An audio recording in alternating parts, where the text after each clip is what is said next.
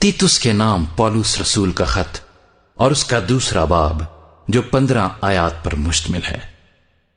لیکن تو وہ باتیں بیان کر جو صحیح تعلیم کے مناسب ہیں،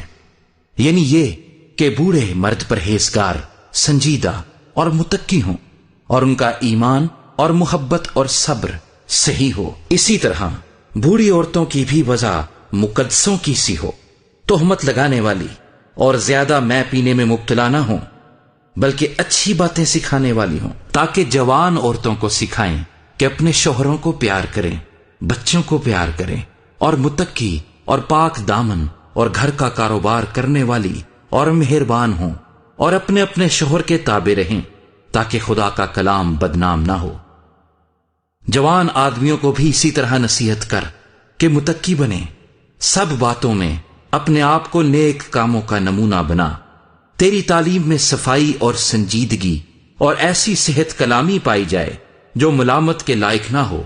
تاکہ مخالف ہم پر عیب لگانے کی کوئی وجہ نہ پا کر شرمندہ ہو جائے۔ نوکروں کو نصیحت کر کہ اپنے مالکوں کے تابع رہیں اور سب باتوں میں انہیں خوش رکھیں، اور ان کے حکم سے کچھ انکار نہ کریں۔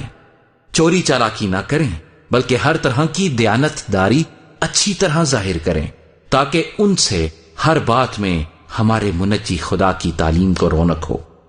کیونکہ خدا کا وہ فضل ظاہر ہوا ہے جو سب آدمیوں کی نجات کا باعث ہے، اور ہمیں تربیت دیتا ہے تاکہ بے دینی اور دنیاوی خواہشوں کا انکار کر کے اس موجودہ جہان میں پرہیزگاری اور راست بازی اور دینداری کے ساتھ زندگی گزاریں، اور اس مبارک امید یعنی اپنے بزرگ خدا اور منجی یسوع مسیح کے جلال کے ظاہر ہونے کے منتظر رہیں، جس نے اپنے آپ کو ہمارے واسطے دے دیا تاکہ فدیہ ہو کر ہمیں ہر طرح کی بے دینی سے چھڑا لے، اور پاک کر کے اپنی خاص ملکیت کے لیے ایک ایسی امت بنائے جو نیک کاموں میں سرگرم ہو۔ پورے اختیار کے ساتھ یہ باتیں کہہ اور نصیحت دے اور ملامت کر، کوئی تیری حقارت نہ کرنے پائے۔